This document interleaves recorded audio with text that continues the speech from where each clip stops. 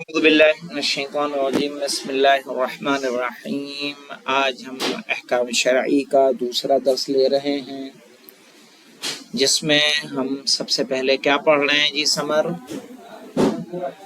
نبوت سب سے پہلے پڑھ رہے ہیں کہ سب سے پہلے اصول دین پڑھ رہے ہیں؟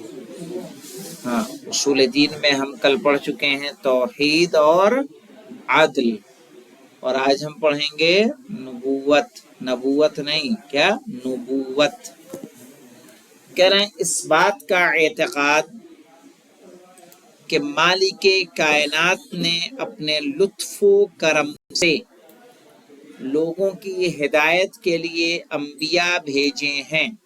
کیا کرنا ہے مولانا؟ اس بات کا یقین رکھنا ہے کہ مالک کائنات نے یعنی خداوند عالم نے اپنے لطف و کرم سے، اللہ کا یہ لطف ہے کہ اس نے ہمیں کیا بھیجے؟ انبیاء بھیجے، اب ائمہ بھیجے، لوگوں کی ہدایت کے لیے انبیاء بھیجے ہیں۔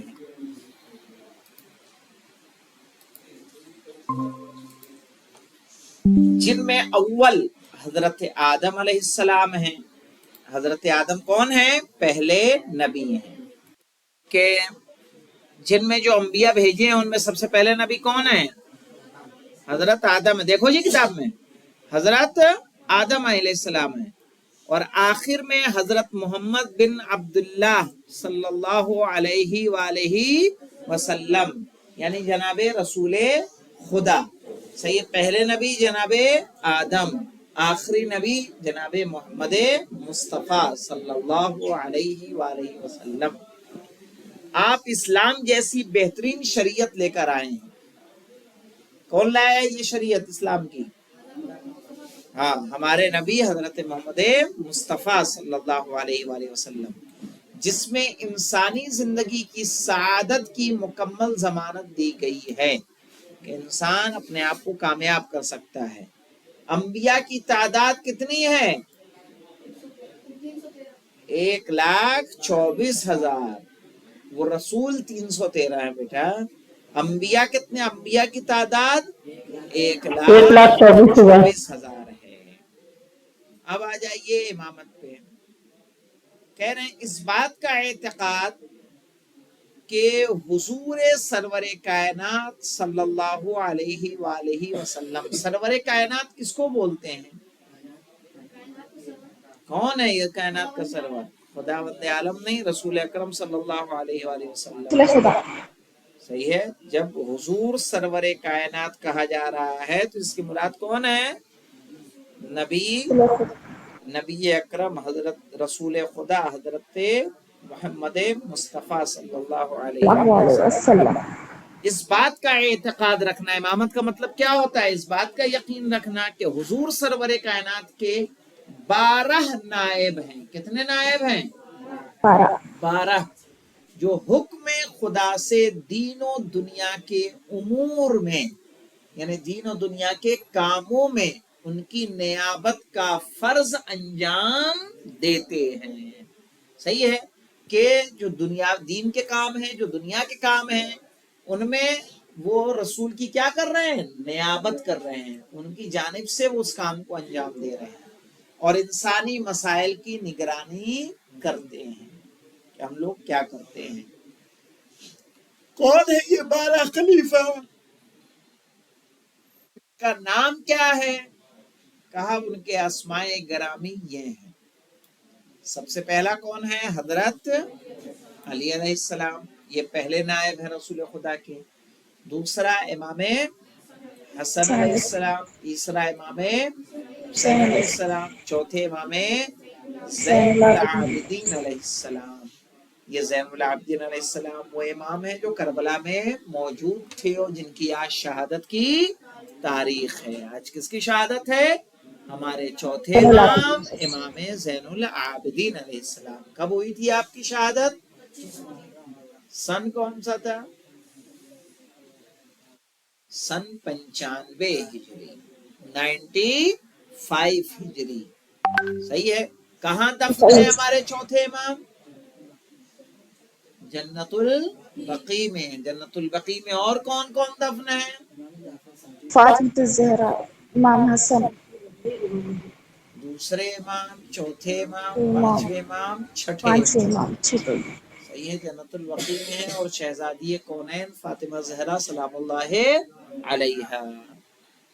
اور امام محمد باقر علیہ السلام یہ کون سے امام ہیں؟ چھٹے کے ساتویں؟ پانچواں. پانچویں. امام محمد باقر علیہ السلام.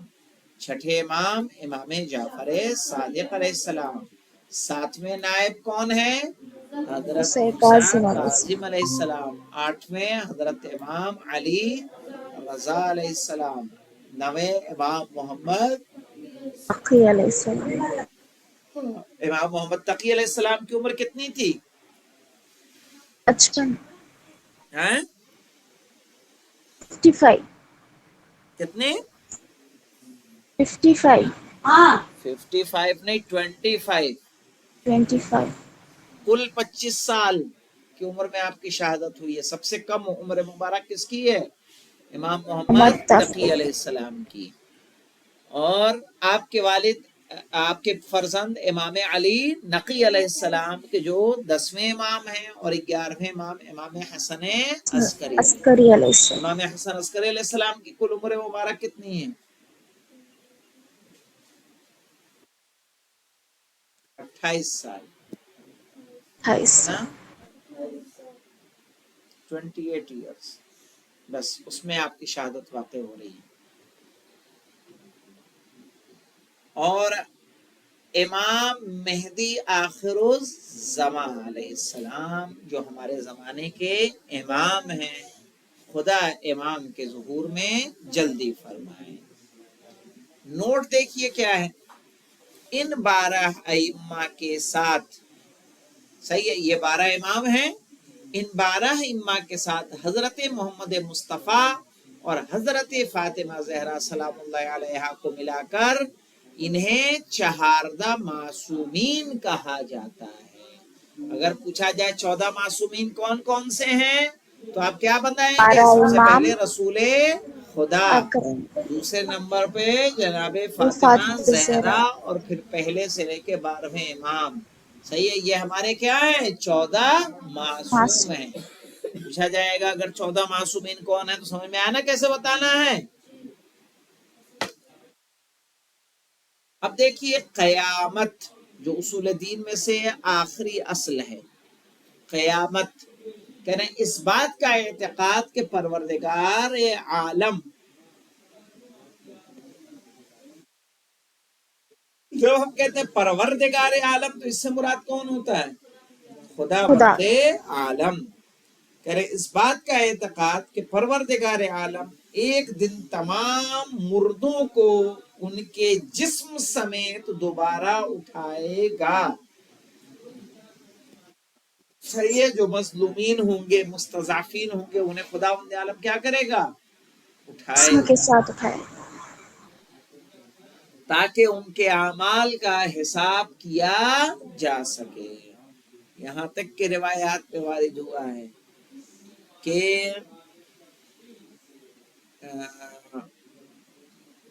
جب جو لوگ مظلوم ہوں گے ان سب کو اللہ کیا کرے گا؟ پلٹائے گا. اسی کو رجعت کہا جاتا ہے. کیا کہتے ہیں؟ رجعت. یہاں اچھا، تک کہ ہمارے امام حسین علیہ السلام کو بھی اٹھایا جائے گا، زندہ کیا جائے گا. یزید کو بھی اٹھایا جائے گا. جتنے دشمن اہل بیت ہوں گے ان سب کو اٹھایا جائے گا. پھر ایک جدال ہوگا، پھر ایک جنگ ہوگی، ان سب کا انتقام لیا جائے گا. امام علی علیہ السلام کی حکومت قائم ہوگی. پھر اس کے بعد امام زمانہ عجل اللہ تعالیٰ پر جو شریف حکومت کریں گے اس کو رجعت کا زمانہ کہتے ہیں. اسی لیے جب ہم لوگ دعائے عہد پڑھتے ہیں، دعائے عہد میں آتا ہے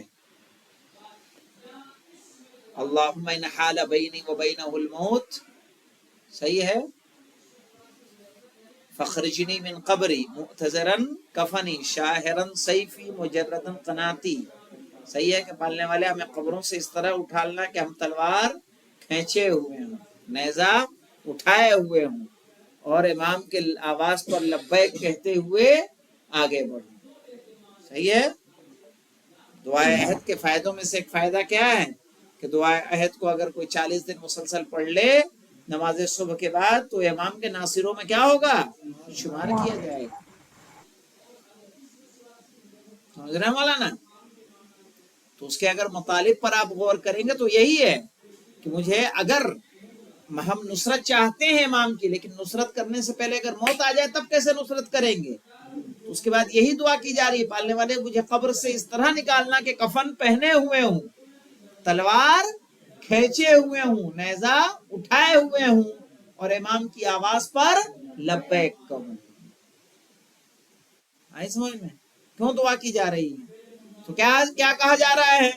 تمام مردوں کو ان کے جسم سمیت دوبارہ اٹھائے گا تاکہ ان کے اعمال کا حساب کیا جا سکے اور اسی کے مطابق ثواب یا عذاب دیا جا سکے. صحیح ہے؟ اتنی بات سمجھ میں آ رہی ہے؟ انشاءاللہ فروع دین ہم لوگ کل شروع کریں گے. والحمدللہ رب العالمین.